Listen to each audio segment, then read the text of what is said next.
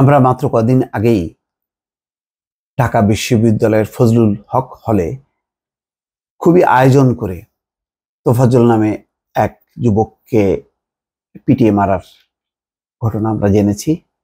আমরা খুবই ভারাক্রান্ত হয়েছি এই ঘটনায়। সারা দেশে বিদেশে প্রতিক্রিয়া হয়েছে এবং সেখানে যেই নির্মম যে ভিডিও চিত্র এখন সবার হাতে হাতে ভাইরাল, রীতিমতো যে ভাত খাচ্ছে এবং বলছে যে আপনাদের হলের খাবারটা খুব ভালো, উন্নত মানের। তারপরেও তাকে পিটিয়ে মেরে ফেলা হয়। তারপরে মারার আগে তার রক্ত ঝরছিল, তখন তাকে নাচতে বলা হচ্ছিল। মানে খুবই আয়োজন করে তাকে পিটিয়ে মেরে ফেলা হয়। তো এরপর একই সঙ্গে জাহাঙ্গীরনগরেরটাও বলা যায় যে পিটাতে পিটাতে ওই বিশ্ববিদ্যালয়েরই একজন শিক্ষার্থী শুধু ছাত্রলীগ করার অপরাধে তাকে মেরে ফেলা হলো। ভাবছিলাম যে অন্তত এই দুটি ঘটনা যে পরিমাণ টনক নড়ল সবার মাঝে, এইরকম পৈশাচিক ঘটনা ঘটবে না। না দর্শক, ভুল ধারণা। আরেকটি খবর আসলো, সেটা চট্টগ্রামে। গান গেয়ে গেয়ে এক যুবককে মারছেন তরুণরা, পরে লাশ উদ্ধার। একটা অস্পষ্ট ছবিও দেখা যাচ্ছে। খুঁটিতে 2 হাত বেঁধে শাহাদাত হোসেন নামের এক যুবককে মারধর করছে একদল তরুণ। সামাজিক যোগাযোগ মাধ্যমে ছড়িয়ে পড়েছে ভিডিওটি। ঘটনাটা এমন, চট্টগ্রামে খুঁটির সঙ্গে বেঁধে এক যুবককে পিটিয়ে মারার একটি 20 সেকেন্ডের ভিডিও সামাজিক যোগাযোগ মাধ্যমে ছড়িয়ে পড়েছে। গতকাল শনিবার ফেসবুকে ভিডিওটি ছড়িয়ে পড়ে। এতে দেখা যায় এক যুবককে উড়াল সড়কের নিচে 2টি খুঁটির সঙ্গে বেঁধে রাখা হয়েছে। এ সময় গান গেয়ে তাকে মারধর করছেন কয়েকজন তরুণ। ঘটনাটি গত 14 আগস্টের হলেও জানাজানি হয় গতকাল।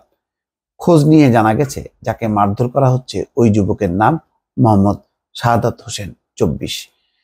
যে স্থানে তাকে বেঁধে রাখা হয়েছিল সেটি চট্টগ্রাম নগরের আখতারুজ্জামান উড়াল সড়কের নিচে 2 নম্বর গেট মোড় এলাকা। 14 আগস্ট রাতে নগরের প্রবর্তক এলাকা থেকে পুলিশ শাহাদাতের লাশ উদ্ধার করে। এই ঘটনায় পরদিন শাহাদাতের চাচা মোহাম্মদ হারুন বাদী হয়ে 5 লাইশ থানায় মামলা করেন। এতে অজ্ঞাত পরিচয় ব্যক্তিদের আসামি করা হয়। কিন্তু কেন এই হত্যাকাণ্ড বা কার সঙ্গে বিরোধ তা এজাহারে উল্লেখ নেই। পুলিশ জানায় 14 আগস্ট রাতে প্রবর্তক এলাকা থেকে এক ব্যক্তির লাশ উদ্ধার করা হয়। ঘটনাস্থল থেকে ওই ব্যক্তিকে উদ্ধার করে চট্টগ্রাম মেডিকেল কলেজ হাসপাতালের জরুরি বিভাগে নিয়ে গেলে ডাক্তাররা তাকে মৃত ঘোষণা করে। তার মানে হাসপাতালে যাবার আগেই তার মৃত্যু ঘটেছে। তার চাচা ফেসবুকে লাশের ছবি দেখে থানায় এসে মামলা করেন। তবে মারধরের শিকার ব্যক্তি যে শাহাদাত, সেটি জানা গেছে গতকাল তার স্ত্রী ফেসবুকে ছড়িয়ে পড়া ভিডিও দেখে শনাক্ত করার পর। শাহাদাত হোসেন নোয়াখালী জেলার সোনাইমুড়ি থানাধীন পাঁচবাড়িয়া ইউনিয়ন নদনা গ্রামের মিয়াজান ভুইয়া বাড়ির মৃত মোহাম্মদ হারুনের ছেলে। থাকতেন নগরের কোতোয়ালি থানাধীন বিআরটিসি এলাকার বয়লার কলোনিতে। তিনি নগরের ফলমন্ডি একটি দোকানে চাকরি করতেন। এজাহারে নিহত শাহাদাতের চাচা মোহাম্মদ হারুন উল্লেখ করেন, 13 আগস্ট বেলা 2টার দিকে কর্মস্থলের উদ্দেশ্যে বাসা থেকে বের হন শাহাদাত। সন্ধ্যা 7টার দিকে ফোন করলে কিছুক্ষণের মধ্যে বাসায় চলে আসবেন বলে তার স্ত্রীকে জানায় শাহাদাত। গভীর রাত পর্যন্ত স্বামী ফিরে না আসায় খোঁজাখুঁজি শুরু করেন। এ সময় শাহাদাতের মোবাইল ফোনটি বন্ধ পাওয়া যায়। 14 আগস্ট রাত 9:30টার দিকে ফেসবুকে বাদী দেখতে পান নগরের প্রবর্তক মোড়ের অদূরে বদনা শাহ মিয়া মাজারের বিপরীত সড়কের পাশে তার ভাতিজা শাহাদাত হোসেনের মৃতদেহ পড়ে আছে। পরে এই দিন রাতেই চট্টগ্রাম মেডিকেল কলেজ হাসপাতালে নিয়ে গিয়ে পুলিশের উপস্থিতিতে শাহাদাতের লাশ শনাক্ত করেন তার স্ত্রী শারমিন আক্তার ও বাদী।